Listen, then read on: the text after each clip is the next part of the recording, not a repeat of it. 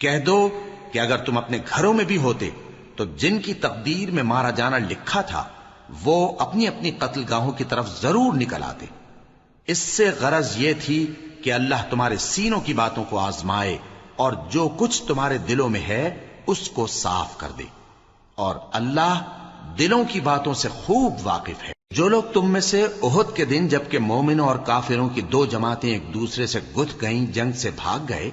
تو ان کے بعض افعال کے سبب شیطان نے ان کو پھسلا دیا تھا، اور یقیناً اللہ نے ان کا قصور معاف کر دیا۔ بے شک اللہ بخشنے والا ہے، بردبار ہے۔ مومنوں، ان لوگوں جیسے نہ ہونا جو کفر کرتے ہیں، اور ان کے مسلمان بھائی جب اللہ کی راہ میں سفر کریں اور مر جائیں یا جہاد کو نکلے اور مارے جائیں تو ان کی نسبت کہتے ہیں کہ اگر وہ ہمارے پاس رہتے تو نہ مرتے اور نہ مارے جاتے۔ یہ اس لیے کہ اللہ ان لوگوں کے دلوں میں افسوس